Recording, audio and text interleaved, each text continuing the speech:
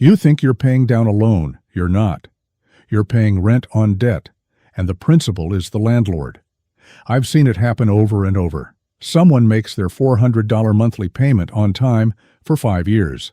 Then they log in to check their progress, and they see a number higher than when they started. How is that possible? How can you pay $24,000 in principal and interest and end up with more debt than the day you graduated? Because the math isn't broken. It's working exactly as intended. Today, we are going to expose the hidden mechanics of your federal student loans. We are going to look at why your balance behaves the way it does, why the policy shifts of July 2026 were not a correction, but a consolidation of the trap, and, most importantly, the exact counter-playbook you need to take control of your balance. The system is not random. It is an architecture of extraction, and once you see the blueprint, you stop being a borrower and you start being a combatant. To understand why your balance is growing, you have to understand the 3 levers the government and loan servicers use. Lever 1, daily accrual. Most loans you've dealt with, like a car loan, calculate interest monthly. Federal student loans do not.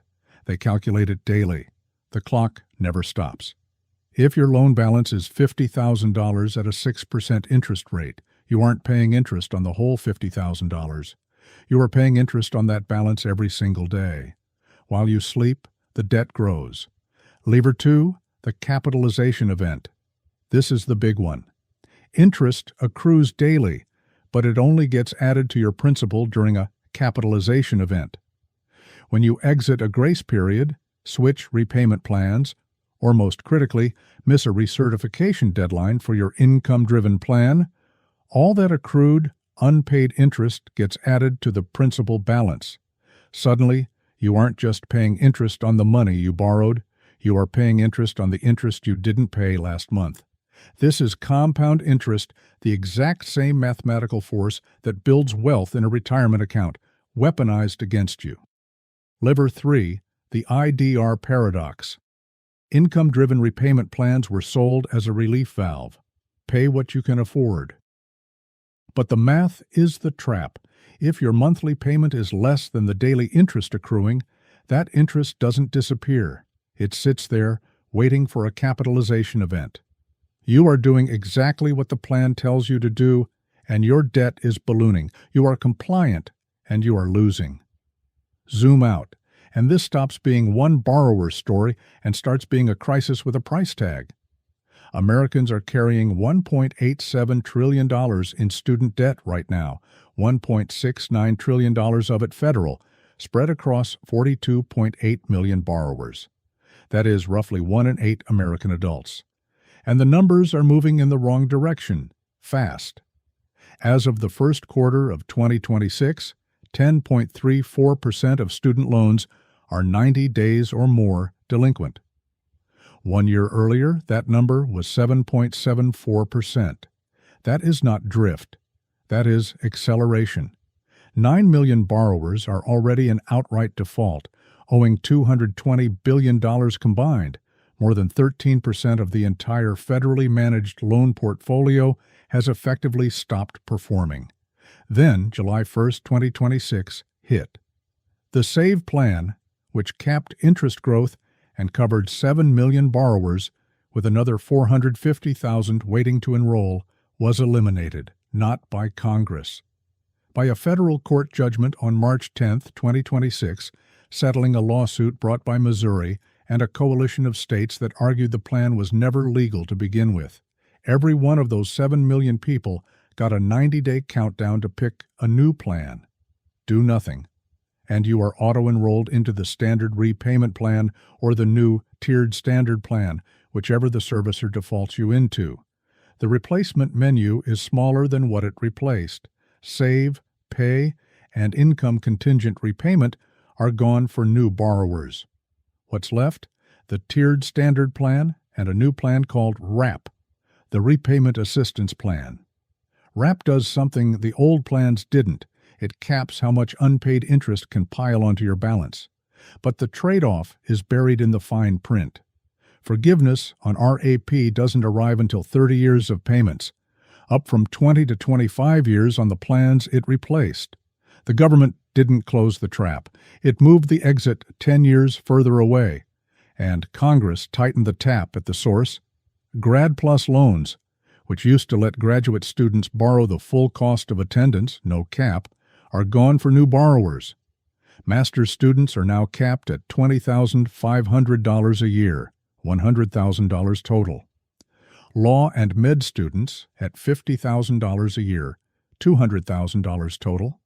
Parent Plus loans are capped at $20,000 a year, $65,000 over a lifetime. If the sticker price of your degree exceeds the cap, the difference has to come from somewhere, and increasingly, that somewhere is a private lender with none of these protections at all. Here's the number that explains why none of this is an accident. Loan servicers are not paid a cut of your interest.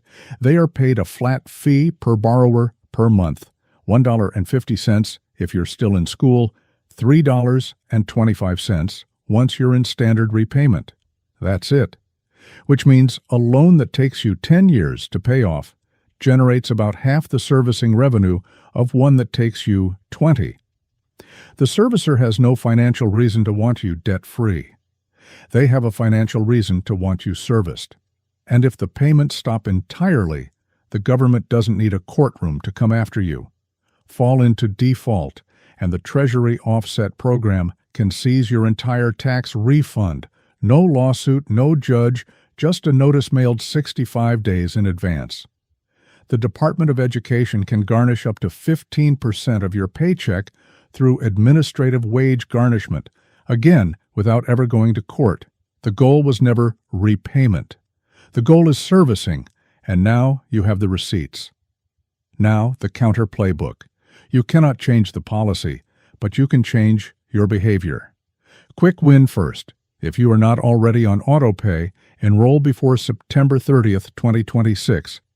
The government just quadrupled the standard discount, from 1/4 of a point to a full percentage point off your interest rate, locked in through June 2028.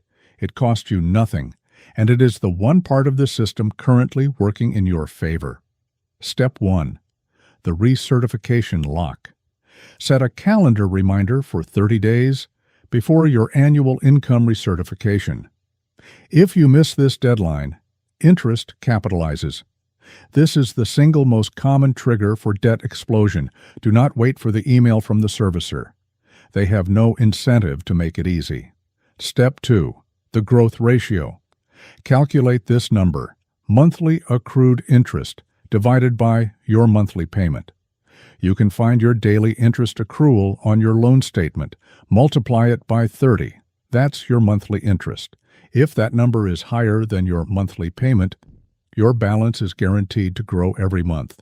Your goal: increase your payment to cover the interest plus $1. That $1 is the difference between a growing debt and a shrinking one. Step 3. The refinancing threshold. If you have a stable job and a credit score above 720, run the math on private refinancing. Only switch if the rate drop is at least 1.5 percentage points. You lose federal protections like IDR plans and forgiveness, so the risk is higher. But if the rate difference is significant, you stop the capitalization cycle forever. Step 4. The grace period trap. If you are still in school or in your grace period, make interest-only payments now. Even $50 a month stops the interest from accruing and capitalizing the second your grace period ends. It is the cheapest money you will ever spend. The principal is not the goal. The interest is the product. As long as you only pay the minimum, you are not a borrower. You are a subscriber to their debt. The system was designed to keep you paying, not to keep you paying off. But now you see the blueprint. You know how the interest accrues. You know how capitalization explodes the balance, and you know how to recertify before the trap snaps shut. The system is not random. It's just built against you. But now you know how to break it. This is Behind the Spends, decoding the systems behind spending.